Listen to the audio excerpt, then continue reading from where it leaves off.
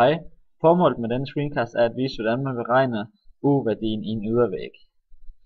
Ser vi her på den første ydervæg, fordi jeg har to eksempler, så er det en ydervæg i gasbeton, som vi kan se her, et lag isolering, og så et lag gasbeton igen. Så har vi så en D-værdi på vores gasbeton, som er 108 mm, det er tykkelsen af væggen. Og så har den en lambda-værdi på 0,10 watt per meter Kelvin. Og den har jeg slået op i en tabel. Isoleringen, det er almindelig mineraluld, og den har en tykkelse på 192 mm.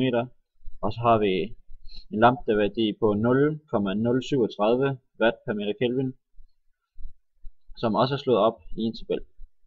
Og så har vi selvfølgelig den for gasbeton en gang til. Det jeg så gør, er at beregne R-værdien, som er tykkelsen af væggen, eller af stoffet, divideret med lambda-værdien for den.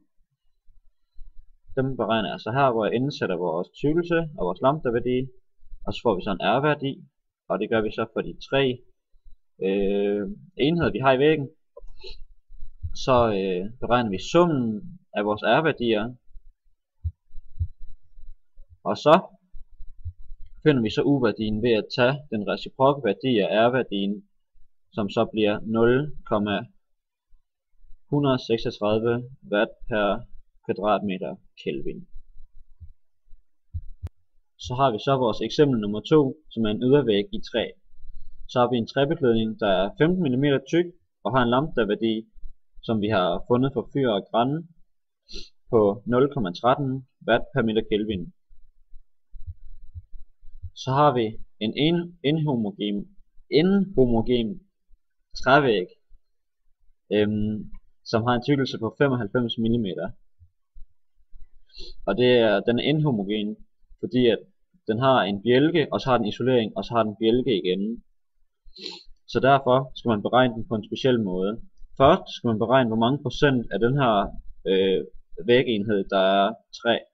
Så det gør vi så ved at bruge den her formel, som er givet ved, at man tager stolpebredden gange med 100 og dividerer med stolpeafstanden, og man ganger med 100 for at det bliver procent. Så det gør vi så ved, at vi tager stolpebredden, som er 95 mm, gange med 100 og dividerer med afstanden, som er 600 mm, og så får vi så et tal, der hedder 15,8%. Så beregner vi så, hvor mange procent isolering der er, ved at vi tager de 100% hele væggen, hele enheden af væggen, og minuser med procent af træ. Så det vil sige, at vi har 100%, som er hele væggen, minus de 15,8% træ, så har vi så 84,2% isolering.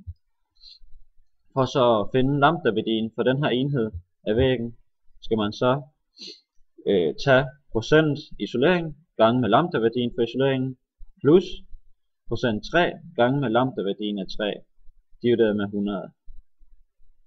Så indsætter vi så de tal, vi lige har regnet ud for procenterne, som er 84,2 og 15,8, og ganger så de 84,2 med lambda-værdien for mineraluld, som vi også nævnte tidligere, og så ganger vi træet her, de 5,8, med lambda-værdien for træ, som vi også fandt tidligere med vores træbeklædning, og dividerer med 100.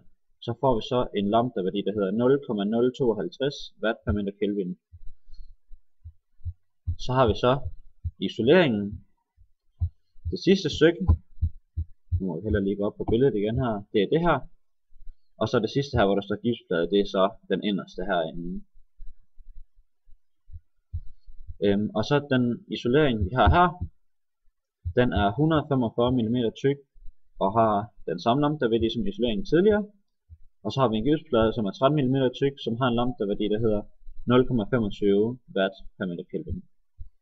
Så beregner vi R-værdien igen, ved at tage, ligesom tidligere, tykkelsen af væggen, eller enheden, divideret med lambda-værdien.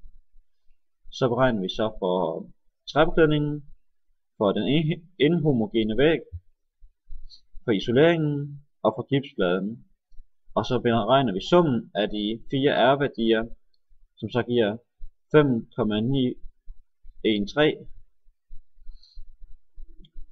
kvadratmeter Kelvin per watt. Så for at finde U-værdien gør vi ligesom tidligere, og tager den reciprok værdi af summen af R-værdierne, og så får vi så en U-værdi, der hedder 0,169 watt per kvadratmeter Kelvin for træbeklædningen, eller for træydervæggen.